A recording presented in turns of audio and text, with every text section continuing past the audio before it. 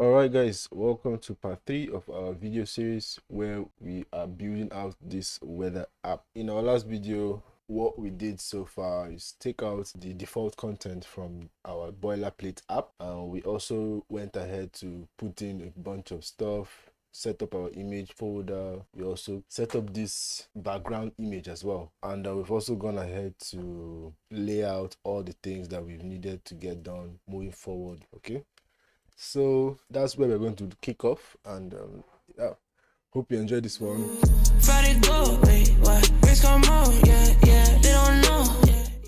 All right, so with that being said, let us begin to build out these pieces of content. Right, so from the top here we have two icons. So these icons are definitely going to be at some point in time clickable because they will do something. Yeah, with that being said, what we are going to do is we're going to use something we call icon button. So let's just get right into it. So like I mentioned before, we have concepts of rows and columns. So we're going to make use of rows right here. Okay, our row is very similar to a column in that it takes children as well, because children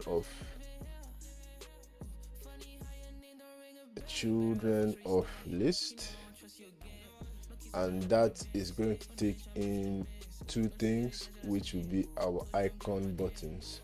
We have two icon buttons, so icon button,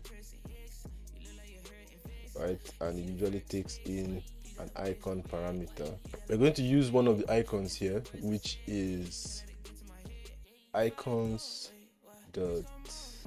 Okay, but before we put in that, I think we should put this in an icon. So then icon takes in an icon. So let's see what the icon button takes in. The two parameters, icon and unpressed. So we have one more parameter to get in there. So unpressed. That takes in a function. Okay, so icon, this icon, what do you take in? So widgets, so you take into parameters unpressed. Okay, so capital P, so it doesn't freak out. So yeah, we have icons, so we are trying to get this search in there. So we're going to say icons.search. So icons.search works. Let's go ahead and put a comma at the end here and save that. So we have one icon. So let's duplicate this. So let's have this icon one, and we'll call this other one, we'll just use menu for now. Okay, so we save that and reload. Hope. All right, we really can't see anything, right? So one thing we can do, I think we want to we can add a style, because we want to style this button so that at least we can see what we're doing. Oh, let's see if this button takes in a parameter of like colors or something, so that we don't over engineer. Okay, it does take in a color, so we will use the color property. Okay, so if you really want to know what a widget does or what it contains, you really can just hover around it and see the other properties that fall inside of it. We'll just see this colors the white. So I think we can copy that and still use that also in this place. Well, the only reason I'm doing this copy and pasting thing is just the icons are just two, so it should be easier to maintain than if there were like 10 of them. If there were 10 of them, then we would just make them all reusable, but that's just fine for now. Yep, so we've changed up the colors and we can see our two icons there, but the way we want them apart. We can use a property for the row. Let's just go to the row, just where we have the children, and use something called main axis alignment, and we'll use main axis alignment dot space between. Dot space between. Just have only one comma. Save that. Reload. Our space has been created between these two icons, which is good, though we'll still need to increase the sizes eventually. But for now, let's just keep on focusing on development and building out this stuff. The next major thing we want to focus on would really be this section right here, where we are going to be building out these dates, the day and the date and the location, right? So let's do that. We'll do a few things before we do any saving and seeing anything we do. I think we'll just build out this portion and this portion so that we get a bigger picture of how they look. I would skip up on this section right now. I will get into it when I want to start swapping between these pages. But for now, this will be dependent on that feature. But let's just focus on this section right here. So we're looking at location, time, and date. So what we're going to have is this. We would have a column. We just create up a small column here. All right, and that column will take in some children, and we're going to use a widget or two widgets. We'll stack two of them together. So we'll use text. This one we'll just put it in here, hard coded for now. Then we would have another text that says 6:30 p.m. Monday. Let's just use today's day. Why not? So let's swap out the single quotes for double quotes since we want to use a single quote here. That being said, we can save that. Like I said, we want to also get this portion, this place done as well. We will do that. We just copy right here this and paste that here as well. Let's just save that so it arranges. This I will change to -5. Yeah, I will need to I will need to find the symbol for degrees. Okay, so I just had to Google how to get that degree sign up. So if you're on the Mac, it's Option Shift 8. Okay, there's our degree symbol. That's cool. But if you're on the Windows, then we have a bit of a little difference here. This is going to be like a row. So this text, I will click on this button and wrap with a row. I'm just gonna put in an icon here. So icon, it's taking an icon parameter, which in turn takes in icons. Do I know what's yes? Let's just say rain. That is if it has it. So currently I'm not able to get an icon default by Flutter, but let me get a link. I would also paste that link in the resources that this video will come with so that you guys can have that as well. So I'll get that and I'll get back to you. All right, guys, so I've gone ahead to get some work done, but don't worry, you've not missed out on anything too much. And we have our first major sort of error to sort out, but it's a very, very simple one. So here are a few things I have done. First of all, I have saved where we last left off. So as you can see, we have our title and every other thing reflecting here on the app, as you can see here.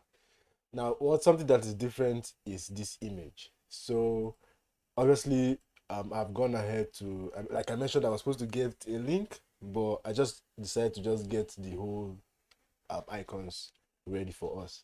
So obviously, by the time you watch this, you should have those images, and possibly this entire step would have been possibly unnecessary. But regardless, you have the images, and what I have done, I commented out the icons, which we can just remove entirely.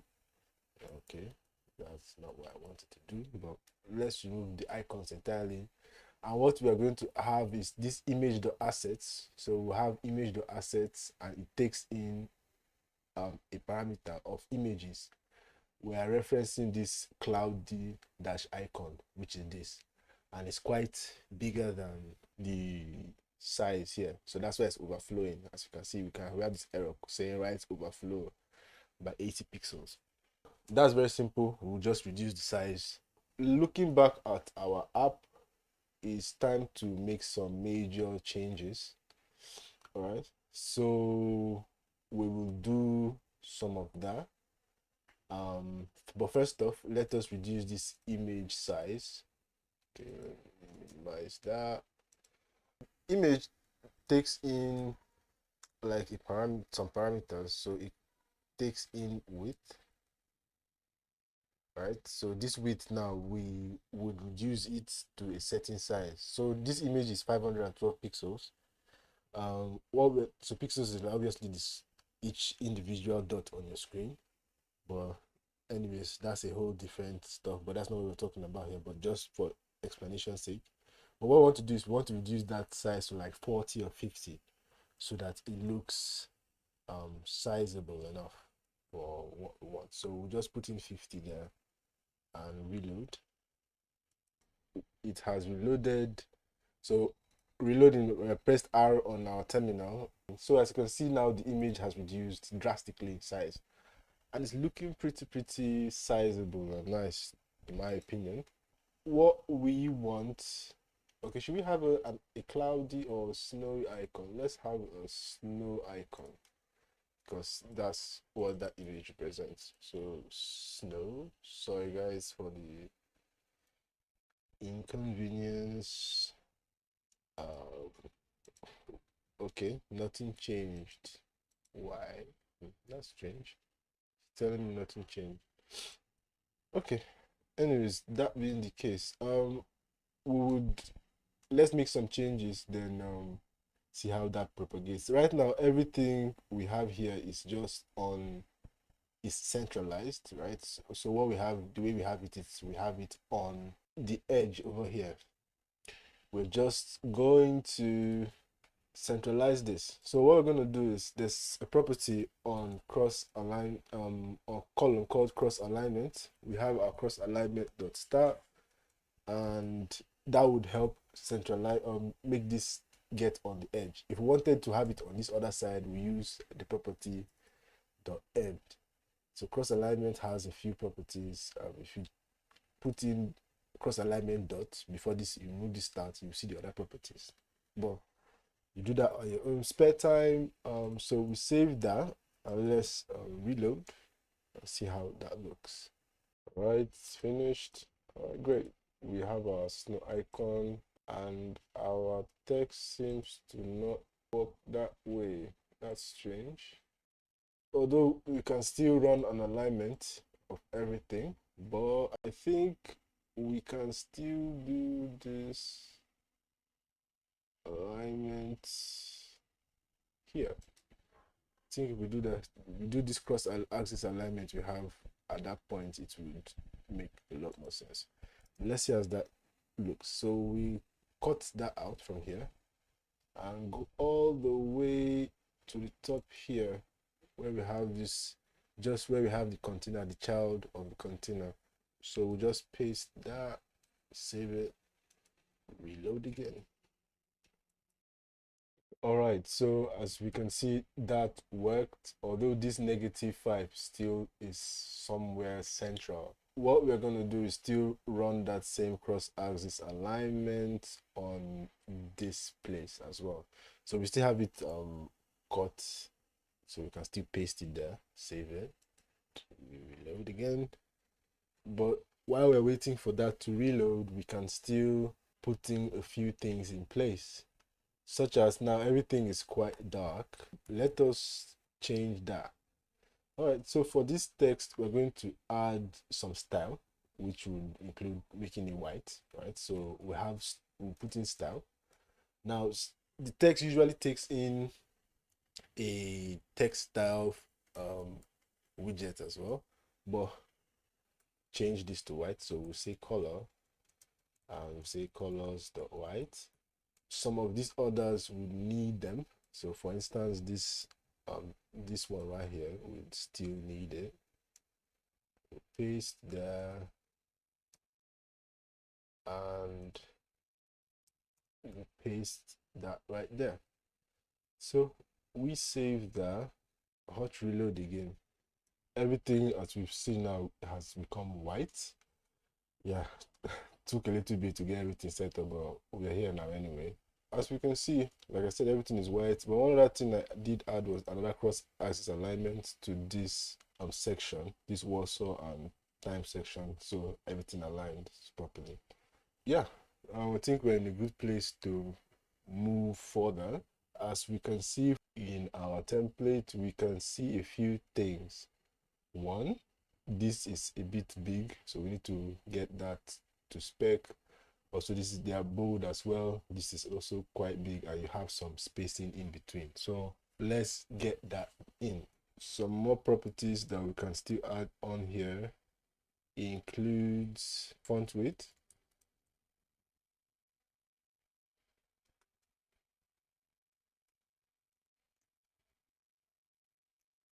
We'll have font weight or bold. That's an option, right? So we can use that as well on these other sections that require them. We have put them now. Let's reload the app. All right, so we have stuff being bold. That's everything is looking, it's coming to piece one by one. Let us do a few things. First, what we want to do is increase the size of this heading over here. So what we'll do, we'll say font size, then we'll just give it a font size, let's just say 25. That should be big enough. Let's also have that another font size here, though this one will keep it at say 14. Let's keep it still relatively quite small. All right, then we'll also have a property called sized box, so we can create some space in between these two sections as we have here. Right, so we'll have a sized box. We'll have a height. Let's give that height, say something like 30 for say. See how that is. Then one more thing, we still have our copied font size, I believe. Yep. And since this is relatively quite big, let's give that something like 35. Although everything here would possibly reduce it in size if it is becoming too big. And let us reload. So press lowercase r. All right, the app has loaded, and we can see that at least the location heading is quite bold. I think it's decently sized, right? It's this one that needs to increase in size. So possibly by 2 times, let's say 2 times, this put us at like 70. So 70 there, then this size box, let's think we give it like another 3 times. So that would put us at 90. Load again and see how that looks. All right, so far so good, looking great, looking good, looking good. one thing we can then add is I think we still need some more spacing up there. So we possibly could take out this, just put it out front, weight no normal. Then let's just add 5 more, 75. Then yeah, I think we can still also add some more spacing above this portion over here. Have a sized box. We have a height of say 20. Have a comma there so that that doesn't freak out. So saving the reloading. All right, so far so good. Few things we need to do. Possibly wrap it up, change up this size and add the other text on there. Let's see. 50 seems a bit too big still, so I think we put it at half, say 25. Then we add the other element there, which is a text. I think we can still leverage something we have going on here before. So we'll copy this, paste it in here, we'll just say snowy. So all of these will change when we start adding the APIs. So reload that. That is the size. So right now we want to have some spacing in between them. A row also has inside of the main axis alignment.